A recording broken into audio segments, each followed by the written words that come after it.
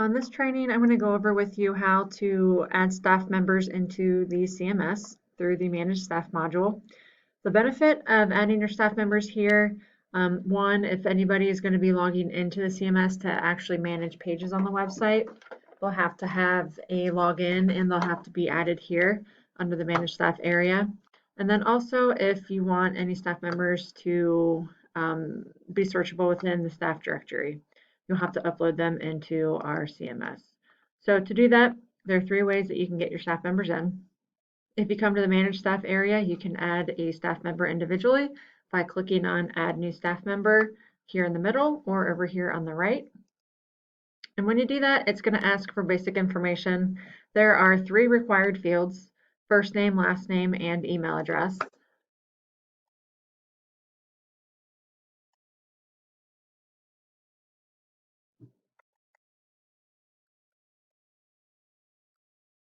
Now, if for whatever reason you ever get an error when trying to add an email address, our system does remember all email addresses. Um, so an error means that at some point the email address has been used. So go ahead and contact support if that happens. Once you have the first and last name filled in, you will have the ability to fill this information in later, or if that staff member is actually logging in, they can come in and fill in this information themselves as well. If I scroll down to the bottom, one of the things down here is building district staff assignment. So you can assign individuals to their specific buildings here directly. If you skip everything else on this page and just click save, you'll have access to all this information as well. So once I've clicked save, you'll see that I'm looking at that basic information page, so I can go ahead and fill in some additional information.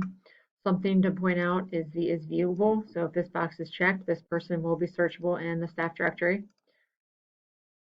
And then if I scroll up, you'll see additional tabs up here now where you didn't before. So you've got a qualifications tab. You can come in here and add that person's qualifications if you want.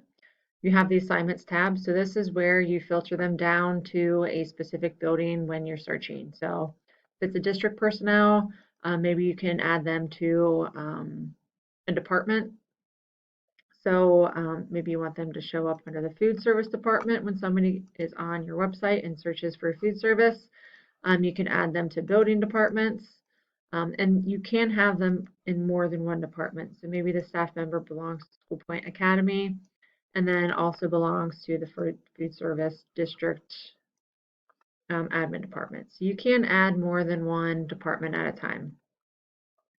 And then you'll see the security tab. So this is where you'll manage permissions. So if this person's going to actually be logging into the system, you can come here and provide them permissions, and then you can delete. So if you delete any of your staff members, just remember that the system does remember email addresses, so you can't just add this person back.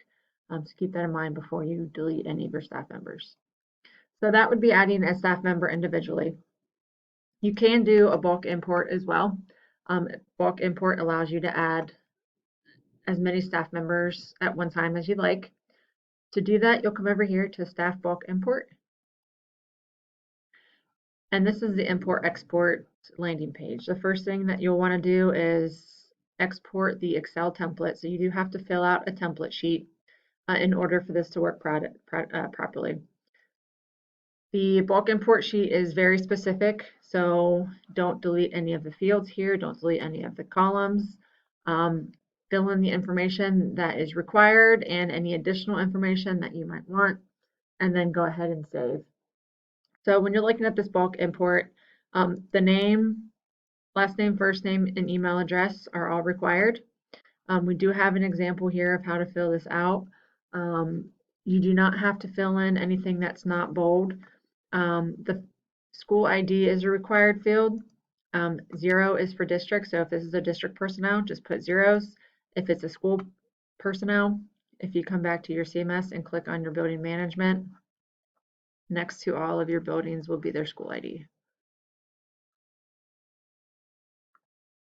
And then one of the things that is also required that's not in bold is the profile visible. So if you want this person to show in the staff directory, you'll want to push or put this as true. If you don't want this person to show in the staff directory, you'll leave it as false. So Joe Smith, this is actually the only person that you can remove. Everything else you'll want to leave as is, leave anything blank that you don't want used or to show. So just make sure you don't delete those columns. Once you have this filled out, go ahead and click save and then navigate back to your staff bulk import export and come on, choose your file and then select that file and import your data. So that's the second way. A third way, you do have the ability, or we can sync with your Active Directory or LDAP. If that's something that you're interested in, let us know. We can turn on either your LDAP settings and you can go in and set that up yourselves, or contact your support team and we can start the process with you. If you have any questions, let us know. We are here and happy to help. Thanks.